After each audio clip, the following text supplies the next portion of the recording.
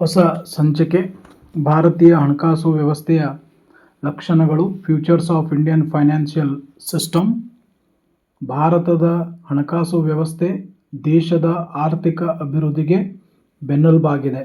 ಭಾರತೀಯ ಹಣಕಾಸು ವ್ಯವಸ್ಥೆಯು ಉಳಿತಾಯದಾರರು ಮತ್ತು ಹೂಡಿಕೆದಾರರ ನಡುವೆ ಹಣದ ವರ್ಗಾವಣೆಯನ್ನು ಸುಗಮಗೊಳಿಸುತ್ತದೆ.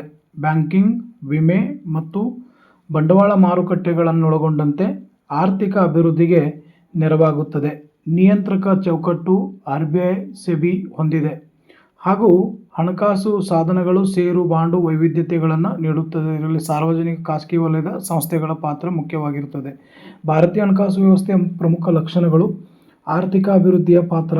ಇದು ಉಳಿತಾಯ ಮತ್ತು ಹೂಡಿಕೆದಾರರ ಪ್ರೋತ್ಸಾಹಿಸುವ ಮೂಲಕ ದೇಶದ ಆರ್ಥಿಕ ಬೆಳವಣಿಗೆಗೆ ನಿರ್ಣಾಯಕ ಕೊಡುಗೆಯನ್ನು ನೀಡುತ್ತದೆ. ಇದು ಮೊದಲ ಲಕ್ಷಣವಾಗಿದೆ. ಮಾಹಿತಿ ವ್ಯವಸ್ಥೆ. ಹಣಕಾಸಿನ ವ್ಯವಸ್ಥೆಯಲ್ಲಿ ತೊಡಗಿದ ಎಲ್ಲ ಭಾಗಿದಾರರು ಮತ್ತು ನಿರ್ವಹಣೆದಾರರು ಒಂದಿಲ್ಲೊಂದು ಹಂತದಲ್ಲಿ ಮಾಹಿತಿಯನ್ನು ಅಪೇಕ್ಷಿಸುತ್ತಾರೆ. ಸರಿಯಾದ ಮತ್ತು ಸೂಕ್ತವಾದ ಮಾಹಿತಿ ಬಹಿರಂಗಗೊಳಿಸುವಿಕೆಯು ಉತ್ತಮ ಹಣಕಾಸು ವ್ಯವಸ್ಥೆಯ ತಳಹದಿ ಎನಿಸಿದೆ. ಉದಾಹರಣೆಗೆ, ಕಂಪನಿಗಳು ತಮ್ಮ ಸ್ಥಿತಿಗತಿಗಳನ್ನು ಹಣಕಾಸಿನ ತನಿಖೆಗಳಲ್ಲಿ ಬಹಿರಂಗಗೊಳಿಸಬೇಕು. ಅದೇ ರೀತಿಯಲ್ಲಿ ಕಂಪನಿಗಳು ಪ್ರಾರಂಭಿಕ ನೀಡಿಕೆಗೊಳಿಸುವಾಗ ತಮ್ಮೆಲ್ಲ ಮಾಹಿತಿಯನ್ನು ಮುಕ್ತವಾಗಿ ಹೂಡಿಕೆದಾರರಿಗೆ ನೀಡಬೇಕಾಗುತ್ತದೆ. ಅದು ಹೂಡಿಕೆದಾರರಿಗೆ ಯೋಗ್ಯ ನಿರ್ಧಾರವನ್ನು ಕೈಗೊಳ್ಳಲು ಸಹಾಯ ಮಾಡುತ್ತದೆ ಎನ್ನುವುದನ್ನು ನಾವು ಇಲ್ಲಿ ಗಮನಿಸಬಹುದು. ಇದು ಕೂಡ ಅದರ ಒಂದು ಲಕ್ಷಣವಾಗಿರುತ್ತದೆ. ಆರ್ಥಿಕ ಅಭಿವೃದ್ಧಿಯಲ್ಲಿ ಅದು ತನ್ನದೇ ಆದ ಪಾತ್ರವನ್ನು ಹಣಕಾಸು ವ್ಯವಸ್ಥೆ ಹೊಂದಿದೆ. ಮಾಹಿತಿ ವ್ಯವಸ್ಥೆ ಇವೆರಡು ಲಕ್ಷಣಗಳು. ಅದರ ಜೊತೆಗೆ ಮುಂದುವರೆದ ಭಾಗ ಸಂಘಟಿತ ಮತ್ತು ಅಸಂಘಟಿತ ವಲಯ. ವ್ಯವಸ್ಥೆಯು ಬ್ಯಾಂಕಿಂಗ್, ಹಣಕಾಸು ಮಾರುಕಟ್ಟೆಗಳಂತಹ ಸಂಘಟಿತ ವಲಯ ಮತ್ತು ಇತರ ಅಸಂಘಟಿತ ವಲಯಗಳನ್ನು ಒಳಗೊಂಡಿದೆ. ಇದು ಕೂಡ ಅದರ ಲಕ್ಷಣವಾಗಿದೆ. ವ್ಯಾಪಕ ಹಣಕಾಸು ಸಂಸ್ಥೆಗಳು ಬ್ಯಾಂಕಿಂಗ್, ಸಾರ್ವಜನಿಕ, ಖಾಸಗಿ, ವಿದೇಶಿ ವಿಮಾ ಕಂಪನಿಗಳು, ಮ್ಯೂಚುವಲ್ ಫಂಡ್ಗಳು ಮತ್ತು ಸಹಕಾರಿ ಬ್ಯಾಂಕುಗಳಂತಹ ವಿವಿಧ ಸಂಸ್ಥೆಗಳನ್ನು ಒಳಗೊಂಡಿದೆ. ಭದ್ರತಾ ಮಾರುಕಟ್ಟೆಯ ವ್ಯವಸ್ಥಿತ ಕಾರ್ಯಗೈಯುವಿಕೆ. ಒಂದು ಭದ್ರತಾ ಮಾರುಕಟ್ಟೆಯು ಮಾಲೀಕತ್ವದ ಷೇರುಗಳನ್ನು, ಇಕ್ವಿಟಿ ಮತ್ತು ಸಾಲಪತ್ರಗಳ ನೀಡಿಕೆಗೆ ಅವಕಾಶವನ್ನು ಕಲ್ಪಿಸುತ್ತದೆ.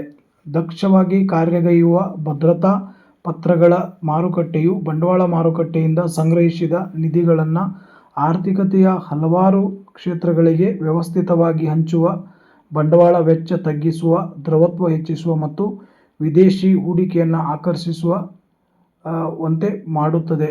ಇದು ಕೂಡ ಮಾರುಕಟ್ಟೆಯ ಹಣಕಾಸು ವ್ಯವಸ್ಥೆಯ ಲಕ್ಷಣಗಳಲ್ಲಿ ಇವು ಕೂಡ ಪ್ರಮುಖವಾದ ಲಕ್ಷಣಗಳಾಗಿವೆ ಅನ್ನೋದನ್ನು ಇಲ್ಲಿ ನಾವು ಗಮನಿಸಬೇಕಾಗ್ತದೆ. ಸಂಘಟಿತ ಮತ್ತು ಅಸಂಘಟಿತ ವಲಯ, ವ್ಯಾಪಕ ಹಣಕಾಸು ಸಂಸ್ಥೆಗಳು, ಭದ್ರತಾ ಮಾರುಕಟ್ಟೆಯ ವ್ಯವಸ್ಥಿತ ಕಾರ್ಯಗೈಯುವಿಕೆ ಅಂತಕ್ಕಂಥದ್ದು ಅಂಥ ಲಕ್ಷಣಗಳನ್ನು ಹಣಕಾಸು ವ್ಯವಸ್ಥೆ ಹೊಂದಿದೆ. ಭಾರತದ ಹಣಕಾಸು ವ್ಯವಸ್ಥೆ ಅನ್ನೋದನ್ನು ನಾವು ಗಮನಿಸಬೇಕಾಗ್ತದೆ. ಅದೇ ರೀತಿಯಾಗಿ ಉಳಿತಾಯದ ಸಂಗ್ರಹಣೆ. ಈ ವ್ಯವಸ್ಥೆಯು ಸಾರ್ವಜನಿಕರಿಂದ ಸಣ್ಣ ಸಣ್ಣ ಉಳಿತಾಯಗಳನ್ನು ಬ್ಯಾಂಕ್ ಠೇವಣಿ ಅಥವಾ ಷೇರುಗಳ ರೂಪದಲ್ಲಿ ಸಂಗ್ರಹಿಸುತ್ತದೆ.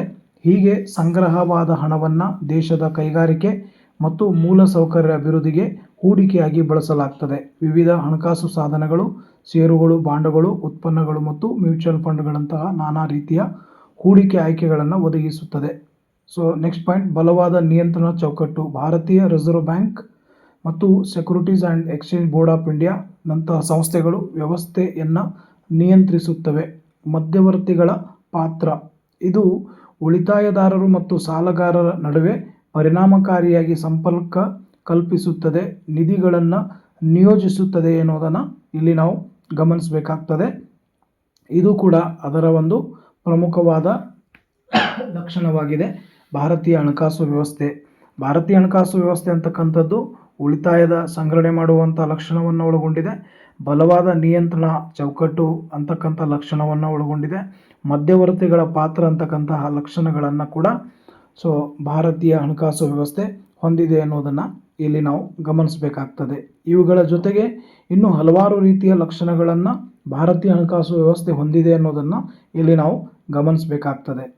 ಹಾಗಾದರೆ ಅದರ ಮುಂದುವರಿದ ಭಾಗದಲ್ಲಿ ನೋಡೋದಾದರೆ ಬಂಡವಾಳದ ರಚನೆ. ಬಂಡವಾಳ ರಚನೆಯನ್ನು ಸುಗಮಗೊಳಿಸುತ್ತದೆ.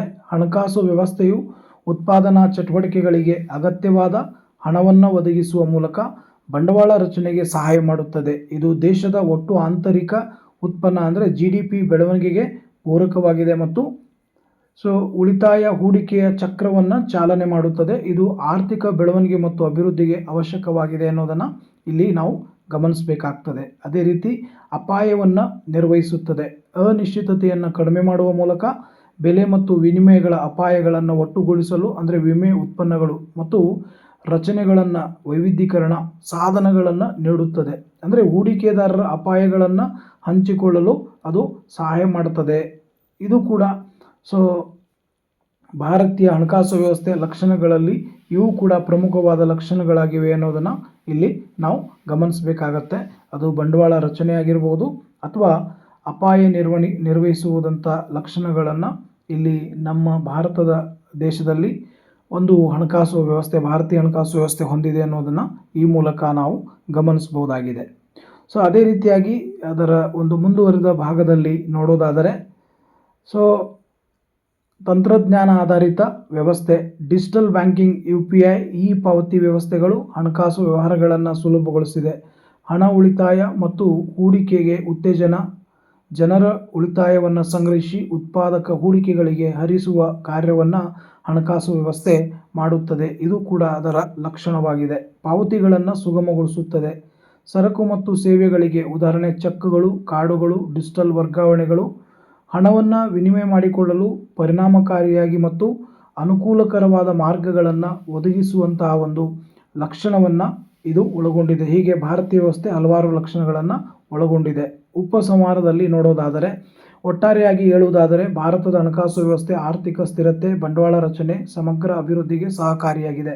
ಭಾರತೀಯ ಹಣಕಾಸು ವ್ಯವಸ್ಥೆ ಆರ್ಥಿಕತೆಯನ್ನು ಮುನ್ನಡೆಸುವ ಸಂಕೀರ್ಣ ಆದರೆ ಸುಸಂಘಟಿತ ಜಾಲವಾಗಿದ್ದು ಇದು ಹಣದ ಹರಿವನ್ನು ನಿಯಂತ್ರಿಸುತ್ತದೆ ಮತ್ತು ಆರ್ಥಿಕ ಬೆಳವಣಿಗೆಗೆ ಬೆಂಬಲ ನೀಡುತ್ತದೆ. ಭಾರತೀಯ ಹಣಕಾಸು ವ್ಯವಸ್ಥೆಯು ಕಳೆದ ಕೆಲವು ದಶಕಗಳಲ್ಲಿ ಗಮನಾರ್ಹ ಬದಲಾವಣೆಗಳನ್ನು ಕಂಡಿದೆ. ಡಿಜಿಟಲೀಕರಣ ಪ್ರಭಾವದಿಂದ ಇಂದು ಹಣದ ವರ್ಗಾವಣೆ ಮತ್ತು ಹೂಡಿಕೆ ಪ್ರಕ್ರಿಯೆಗಳು ಅತ್ಯಂತ ಸರಳವಾಗಿ, ಪಾರದರ್ಶಕವಾಗಿ ನಡೆಯುತ್ತಿವೆ. ಈ ವ್ಯವಸ್ಥೆಯು ಕೇವಲ ಹಣದ ಚಲಾವಣೆಯನ್ನು ನಿಯಂತ್ರಿಸುತ್ತದೆ, ದೇಶದ GDP ಹೆಚ್ಚಳಕ್ಕೆ ಮತ್ತು ಆರ್ಥಿಕ ಸ್ಥಿರತೆಗೆ ಭದ್ರವಾದ ಬುನಾದಿಯನ್ನು ಹಾಕಿಕೊಡುವಂತಹ ಒಂದು ಕೆಲಸವನ್ನು ಮಾಡುತ್ತದೆ. ಹೀಗೆ ತನ್ನದೇ ಆದ ಲಕ್ಷಣಗಳನ್ನು ಭಾರತೀಯ ಹಣಕಾಸು ವ್ಯವಸ್ಥೆ ಒಳಗೊಂಡಿದೆ. ಧನ್ಯವಾದ.